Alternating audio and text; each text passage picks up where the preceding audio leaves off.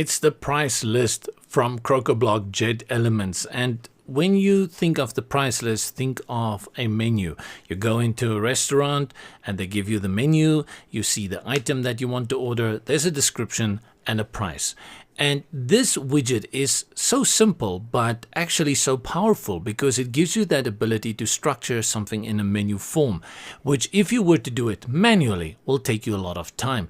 Even in processors and applications like Word and InDesign, it takes a lot of steps to get to what this element can do in just a few clicks. So let's have a look at the price list in Elementor from Crocoblock under the JetElements. Click on JetElements, just close this, JetElements, and then go to price. Here's price table. We'll look at that in another video, and price list. Drag it here. And I'm going to be selling flowers. Now I can just leave it like that, not much to change. I'm going to make this bouquet number 1. And let's leave the price at that and bring in this. What is this? Lavender? No, that's not lavender. No idea what that is. Okay, close it. Number 2. We call this bouquet number 2. Bouquet, monsieur. And we will make this now $9. Roses. And roses are cheaper. Let's make the next one bouquet number 3. These are the ones you can be ordering from my shop online. And this is going to be the more expensive one, my anchoring bias. Let's add that as well. And look at that. What do you see there? You see the images on the left. You see the title of the product. Then you see description. And you see the price on the right. And that's how great it gets. This is really a good price list. You may not use it all the time. And if you do use it on a website, you'll probably only use it once, because you're not going to have like 10,000 different price lists on different pages. You're just going to have one price list.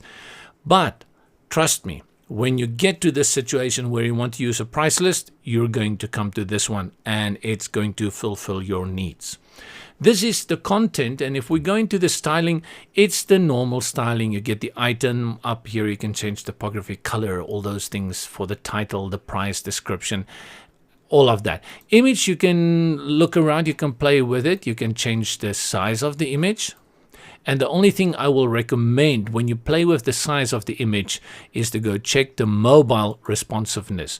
If your image is too big on mobile responsiveness, you won't see the text. You need to reduce the image width to something more feasible like that on your mobile view. So please remember, if you start playing around with it, that you need to go and check your mobile responsiveness. Tablet will be fine. Tablet will look good. I've checked that many times, but go and check for your mobile. Let's go back to the desktop, and then just one more thing that you can look at is the separator.